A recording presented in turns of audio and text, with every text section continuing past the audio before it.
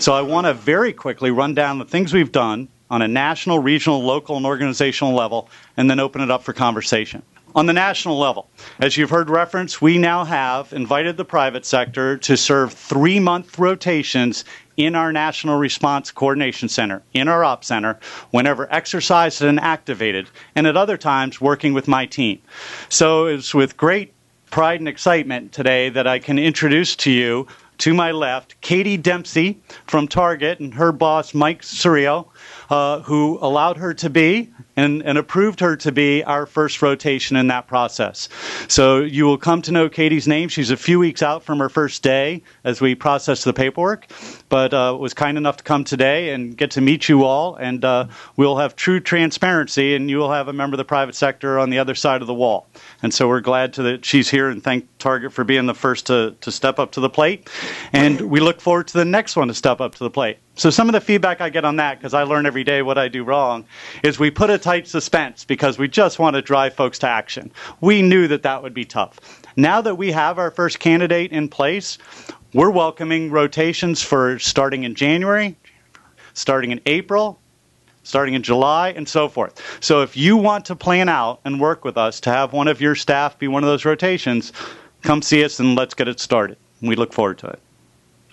Secondly, on national level, Thunderbolt exercises. That's our nickname for response and recovery exercises. It could be any kind of scenario, and anywhere along the spectrum of response and recovery, we've begun inviting the private sector into this room to participate in those. So if you see that and are intrigued to be a part of that, let us know, and we'll try to work that out so that everybody gets a turn in a rotation. And then as we succeed in the NRCC, we will mimic that, as I said, in the regional ops centers. So again, if you have an interest, let's tee it up early. If you have a particular region that you might want to have a representative serve, let's start the dialogue now so we have the person ready to go when the region's ready to accept. Also at the regional level, we're developing strategies and pilot programs. You know, as a states' right advocate and a small town New Hampshire boy, I get that one size doesn't fit all. What works for North Dakota just may not work for Louisiana and vice versa.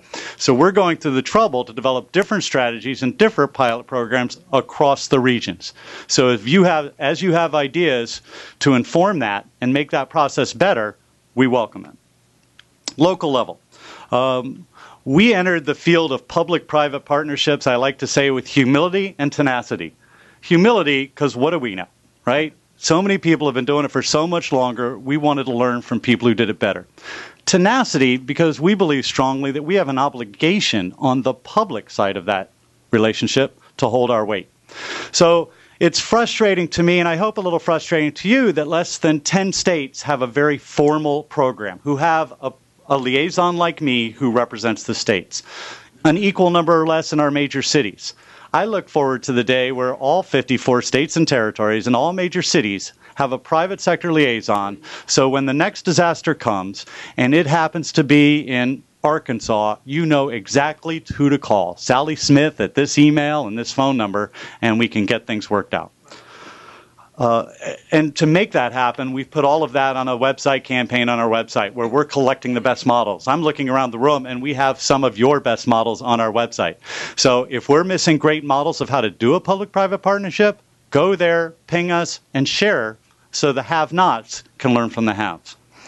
Also at the local level, we have doubled the number of FEMA private sector reservists. We have doubled the number of them who are trained, and we've actually started to deploy them. So in the last 6 months, we've deployed private sector reservists to every major disaster, to include Kansas, Massachusetts, Rhode Island, Tennessee, Kentucky, and right at this moment in Illinois. So that, again, on the ground, in a disaster, we're connecting the dots so we don't try to respond and recover to every environment from inside the Beltway.